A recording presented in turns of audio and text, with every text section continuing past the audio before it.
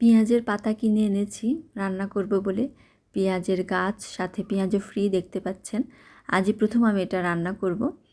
আলু কেটে নিয়েছি এভাবে কুচি করে, শিম কুচি করে কেটে নিয়েছি, আর সাথে যে পেঁয়াজগুলো ছিল সেই পেঁয়াজগুলো এভাবে কেটে নিয়েছি।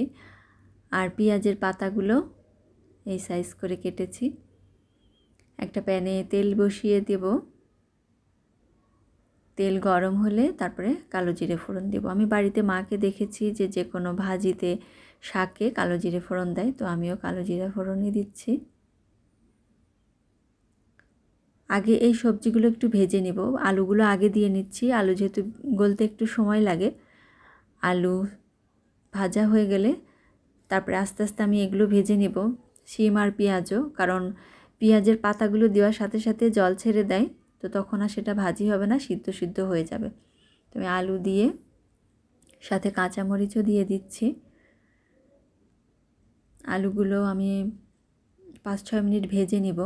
হলুদের গুঁড়া দিচ্ছি, পরিমাণ মতো এগুলো আপনারা দিবেন। হলুদের গুঁড়ো, লবণ, আপনারা তো জানেন, যারা রান্না করেন তারা জানেন কিভাবে এটা দিতে হয়।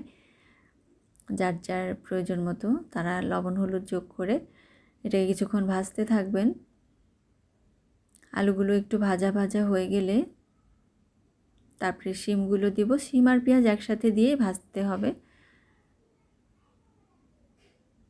আমি কিন্তু আগে এটা কখনোই রান্না করিনি, আজকে প্রথমবার রান্না করছি। পেঁয়াজের কলি খাওয়া হয়, কিন্তু পেঁয়াজের এই পাতাটা কখনো খাওয়া হয়নি আমার।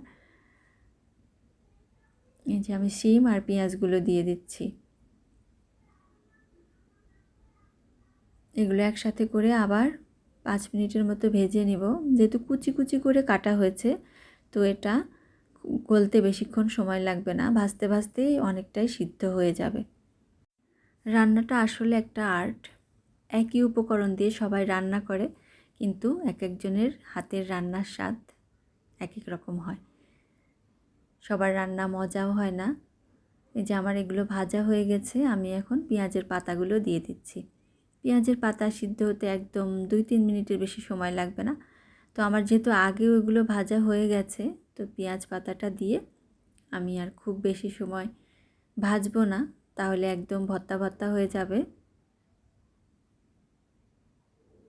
পেঁয়াজ পাতাগুলো দিয়ে একটু নাড়াচাড়া করে নামিয়ে নিতে পারি। এই সবজিটা ঢাকার কোনো দরকারই নেই, ঢাকলে কিন্তু সিদ্ধ সিদ্ধ হয়ে যাবে। এই যে দেওয়ার সাথে সাথেই পেঁয়াজ পাতাগুলো কেমন কমে গেছে। রান্না শেষ, এবারে নামিয়ে নেব।